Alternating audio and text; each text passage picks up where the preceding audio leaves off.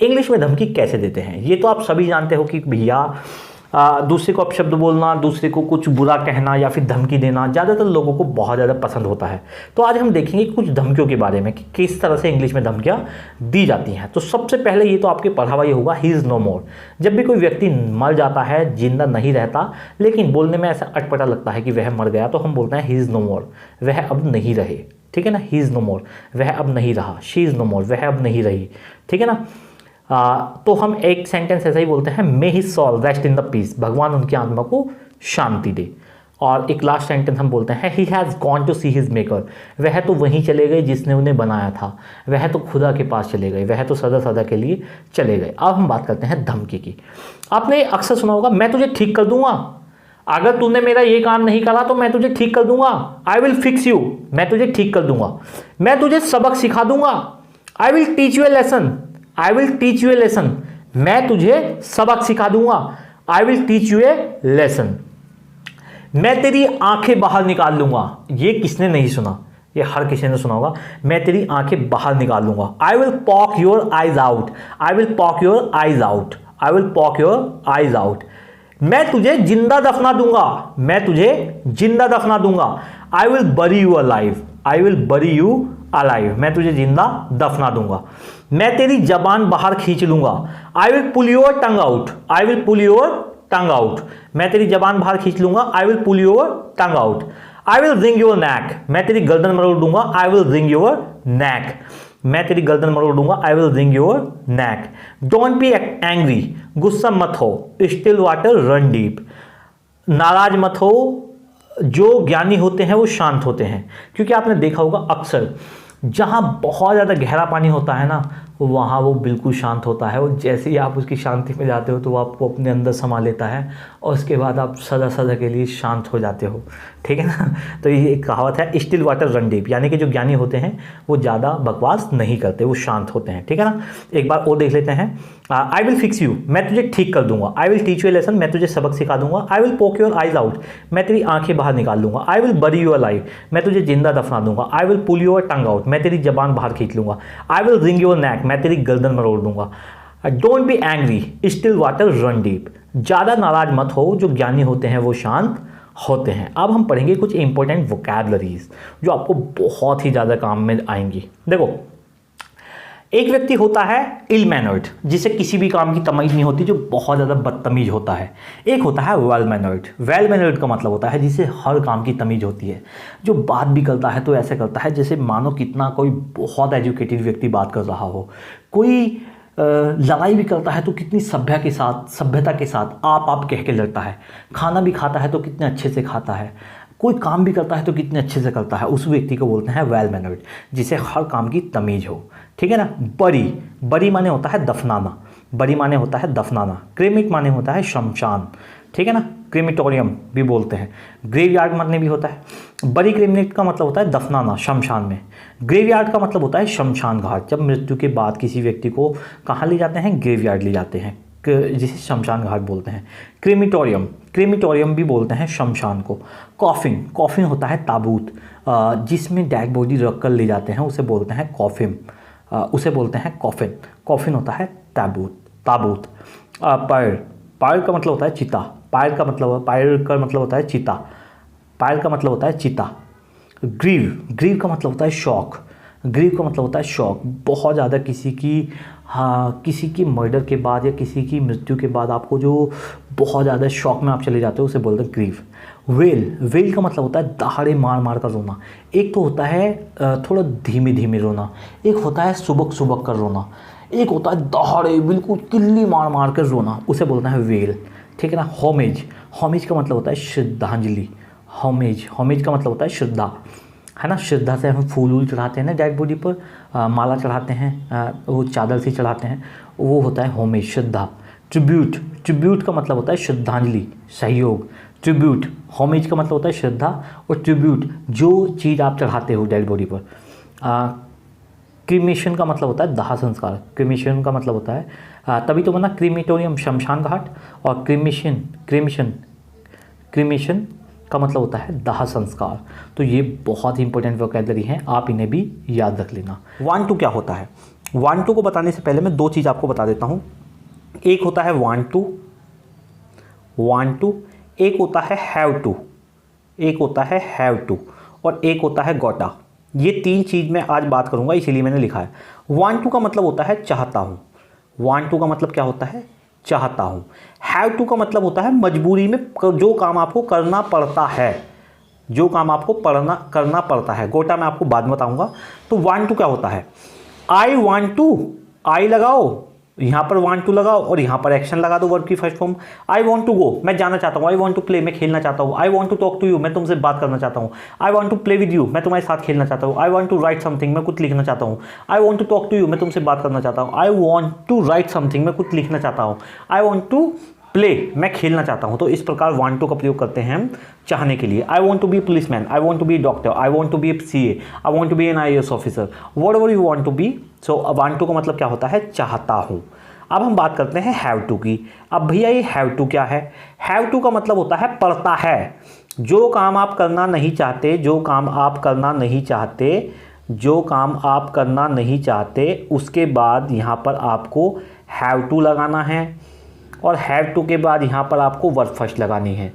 Verb first, जैसे कि आप देखो, I have to go, I have to go, मुझे जाना पड़ता है। आई हैव टू प्ले, मुझे खेलना पड़ता है। आई हैव टू टॉक, मुझे बात करनी पड़ती है। आई हैव टू स्पीक, मुझे बोलना पड़ता है। I have to speak English, मुझे अंग्रेजी बोलनी पड़ती है। I have to do homework, मुझे गृह कार्य करना पड़ता है। I have to solve math, मुझे गणित हल करना पड़ता है। तो ये हो गया हैव टू। अब हम चलते हैं अपने रूल पर, जो आज हम डिस्कस करेंगे। देखो, सबसे पहले आपको देखना है वांट टू ना बहुत ज़्यादा प्रयोग होता है इंग्लिश में, और आप इसे भिन्न भिन्न प्रकार से यूज़ कर सकते हो। देखो, यूज़ ऑफ वांट टू, अगर कोई आपसे प्रश्न पूछेगा तो इस तरह से पूछेगा, do you want to action. जब आप एक बिगिनिंग फेज में, तो आपको एक चीज़ बहुत अच्छे से याद रखनी है। जब भी कोई आपसे इंग्लिश में कोई प्रश्न पूछता है तो आपको उसका ज़्यादा से ज़्यादा रिप्लाई देना है। ज़्यादा से ज़्यादा का मतलब है ज़्यादा से ज़्यादा बड़ा उत्तर आपको देना है, ताकि, क्योंकि आप अभी एक बिगिनर हो, आप अभी लर्निंग फेज में हो, तो आप प्रश्न का उत्तर छोटे में भी दे सकते हैं, लेकिन आपको छोटे में नहीं देना है। देखो, मैं बताता हूँ आपको, एटलीस्ट इतना तो हो। किसी ना, देखो, एक्शन की जगह मैं प्ले मान लेता हूँ, ठीक है ना। एक्शन की जगह मैं प्ले मान लेता हूँ। Do you want to play, क्या तुम खेलना चाहते हो? I don't want to play, मैं एक्शन की जगह क्या है? प्ले, मैं खेलना नहीं चाहता, बट, लेकिन आई हैव टू प्ले, लेकिन मुझे खेलना पड़ता है। Does he want to play, क्या वह खेलना चाहता है? He does not want to play but he has to play, वह खेलना नहीं चाहता लेकिन उसे खेलना पड़ता है। आई के साथ मजबूरी दर्शाने के लिए हैव टू का प्रयोग करते हैं। ही के साथ मजबूरी दर्शाने के लिए हैज़ टू का प्रयोग करते हैं। Is to, are to, am to, was to, were to, has to, have to, had to, will have to, ये मैंने आपको मॉडल्स की क्लास में करा रखा है।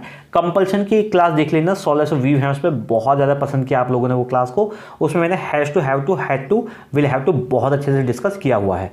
तो देखो, अब यहाँ पर कुछ एक्शन है। मेक ए फस, मेक ए फस का मतलब होता है जो व्यक्ति बहुत ज़्यादा ड्रामे दिखाता है, नखरे दिखाता है, ठीक है ना।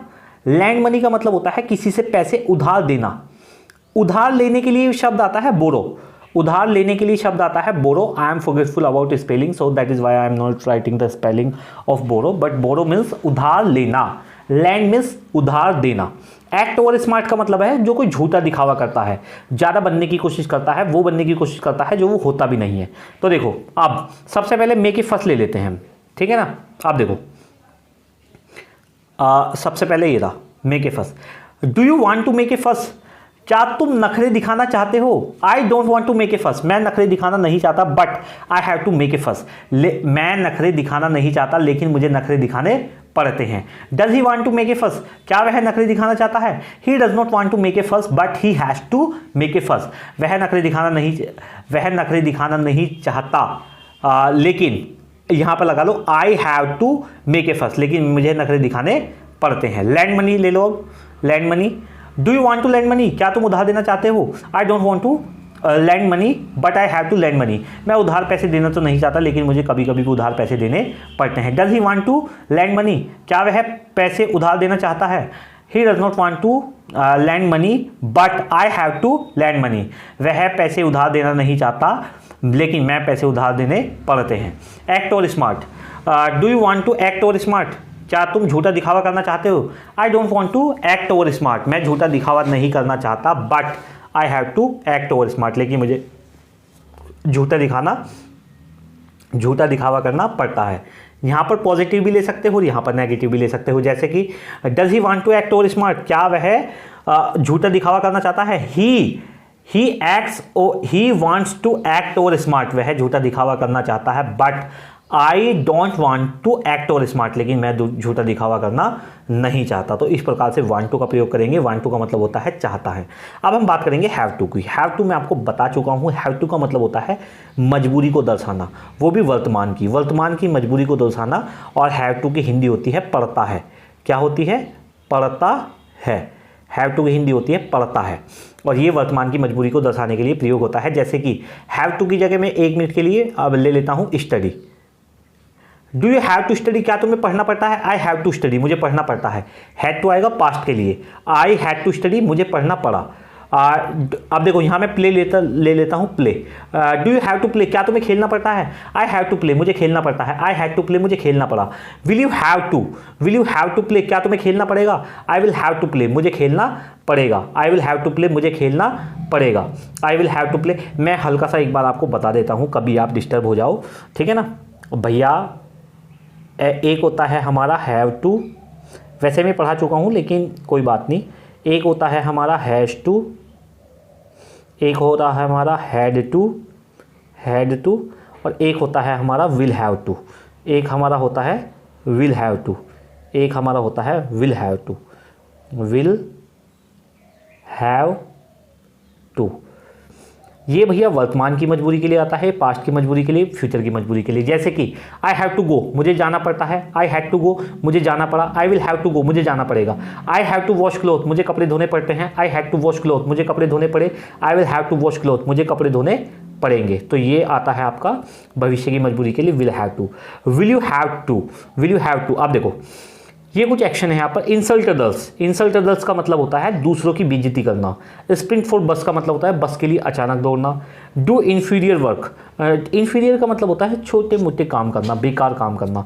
फीड द बेबी का मतलब होता है बच्चे को खाना खिलाना। फीड द बेबी का मतलब होता है बच्चे को खाना खिलाना। अब देखो एक्शन में सबसे पहले इंसल्ट अदर ले लेता हूँ।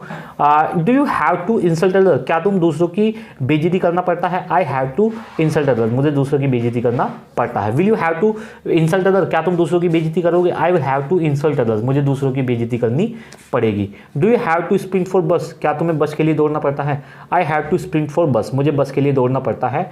Will you have to do inferior work, क्या तुम्हें बेकार काम करने पड़ेंगे? I will have to do inferior work, मुझे बेकार काम करने पड़ेंगे।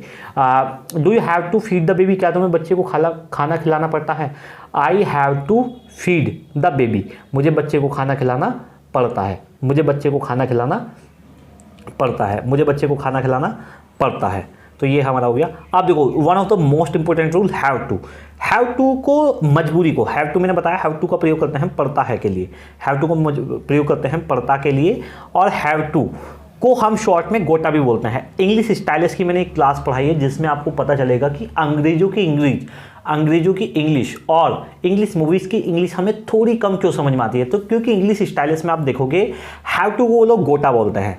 जैसे हम बोलेंगे आई हैव टू गो, मुझे जाना पड़ेगा, मुझे जाना पड़ता है। वो बोलेंगे आई गोटा गो, मुझे जाना पड़ता है। तो हैव टू के स्थान पर आप गोटा का भी इस्तेमाल कर सकते हो। Have to is equal to gotta या gotta is equal to have to. जहाँ गोटा आएगा वहाँ हैव टू आ सकता है, जहाँ हैव टू आएगा वहाँ गोटा भी आ सकता है, यानी कि ये एक दूसरे से इंटरचेंज हो सकते हैं। I have to make a first, make a first का मतलब क्या होता है? नखरे दिखाना। I have to make a first, मुझे नखरे दिखाने पड़ते हैं। आप इसे ऐसे भी बोल सकते हो आई गोटा मेक ए फर्स्ट, मुझे नखरे दिखाने पड़ते हैं। I have to insult him, मुझे उसकी बेइज्जती करनी पड़ती है। आई गोटा इंसल्ट हिम, मुझे उसकी बेइज्जती करनी पड़ती है। I have to act over smart, मुझे झूठा दिखावा करना पड़ता है। आई गोटा एक्ट और स्मार्ट, मुझे झूठा दिखावा करना पड़ता है। जब भी आप कोई सिगरेट वगैरह पीना नहीं चाहते लेकिन आपका भाई या आपका दोस्त आपको बोलता है कि यार भाई यकीन मान बहुत मीठी लगती है, बहुत ही मीठी लगती है, एक बार पिएगा तो ज़िंदगी में रंग भर जाएगी, हैव ए पफ, एकदम मार ले। हैव ए पफ, एकदम मार ले, पूरी मत पीना, एकदम मार ले। हैव पफ का मतलब होता है एकदम मार ले। जब आपका भाई या दोस्त आपको ज़बरदस्ती पिलाता है और कहता है भाई दोस्ती की खातिर बस एकदम मार ले, हैव ए पफ, एकदम मार ले। हु इज़ दिस, ये किसका है? हु इज़ दिस, ये है कौन है या फिर ये किसका है? इट इज़ माइन, ये मेरा है। इट इज़ माइन, ये मेरा है। माई में नाउन प्लस पॉजेसिव एडजेक्टिव दोनों प्रयोग होता है, इसीलिए माइंड में वो चीज़ भी आ जाती है और माई वाला भाव भी आ जाता है। माई माने मेरा, पॉजेसिव, है ना। तो इस तरह से who does it belong to, ये किसका है, इट बिलोंग्स टू मी। कभी कोई चीज़ कहे अरे किसका है, who does it belong to, ये किसका है, किसी चीज़ के बारे में कोई पूछा है, आपने कहा it's belongs to me, it belongs to me, ये मुझसे संबंधित है या फिर ये मेरा है। कीप योर बिलोंगिंग्स हेयर, अपनी चीज़ों को यहाँ रखो।